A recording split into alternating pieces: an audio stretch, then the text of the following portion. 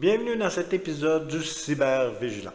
Je suis Harold McMartin et dans cet épisode, nous explorerons les dangers cachés derrière les écrans de nos téléphones.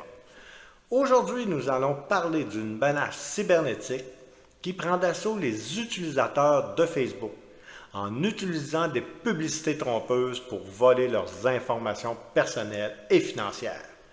Préparez-vous à découvrir la face cachée de ces publicités en ligne frauduleuses. Facebook, avec ses milliards d'utilisateurs, est un terrain fertile pour les escrocs en ligne.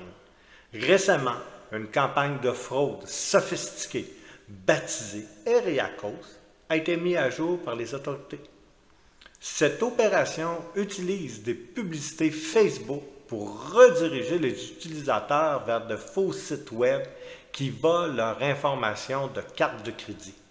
Ces sites frauduleux sont hébergés sur un réseau de diffusion de contenu appelé Eriakos et ne sont accessibles que depuis des appareils mobiles, ce qui rend la détection encore plus difficile.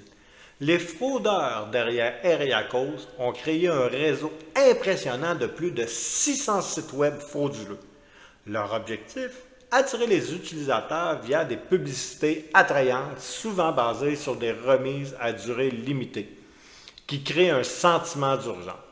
Ce type de manipulation psychologique est un outil puissant pour pousser les victimes à agir rapidement sans se méfier. Une fois que l'utilisateur clique sur la publicité, il est redirigé vers un faux site qui imite des marques et des plateformes de commerce en ligne bien connues. Ces sites sont souvent conçus pour apparaître légitimes, utilisant les mêmes faux avis d'utilisateurs pour renforcer leur crédibilité. Tout cela dans le but de récupérer vos données sensibles. Mais l'histoire ne s'arrête pas là. En fouillant davantage, on a découvert que ces sites frauduleux étaient enregistrés en Chine.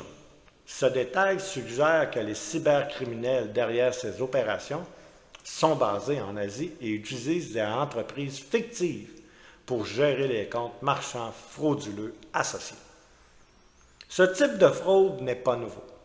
En mai 2024, un autre réseau de fausses boutiques en ligne, surnommé Bogus Bazaar, a été démantelé après avoir engendré plus de 50 millions de dollars en vendant des produits contrefaits à bas prix.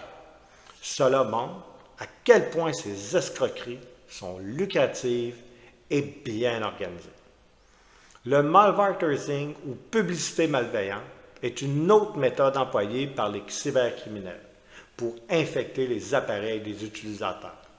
Certaines de ces publicités, comme celle promouvant Google Authenticator, redirigent les utilisateurs vers des sites malveillants qui installent des logiciels voleurs d'informations. En parallèle, d'autres campagnes utilisent des outils pour infiltrer les systèmes des utilisateurs et collecter des données sensibles. Ces attaques ouvrent la voie à des cybercrimes encore plus graves, comme le déploiement de ransomware. En conclusion, la réalité est que nous sommes tous vulnérables aux attaques en ligne, même sur des plateformes aussi familières que Facebook. Il est essentiel de rester vigilant, de vérifier l'authenticité des sites avant de saisir des informations sensibles et de ne jamais cliquer sur des publicités qui semblent trop belles pour être vraies. Nous voilà arrivés à la fin de cet épisode. Nous espérons que cette plongée dans le monde des cybermenaces vous a permis de mieux comprendre les dangers qui s'y cachent en ligne. N'hésitez pas à parler de ce podcast à vos amis ou aux membres de votre famille, si vous pensez que cela peut aussi les aider à se protéger. Je tiens à remercier Alexandre Pleuvinage qui m'a permis d'utiliser et d'adapter ces podcasts pour le Québec. Vous pouvez évidemment vous abonner à mes podcasts et activer les alertes si vous souhaitez rester informé de nouveaux épisodes. Je vous souhaite une très belle journée. Prenez soin de vous et à très bientôt dans les prochains épisodes du Cybervigilance.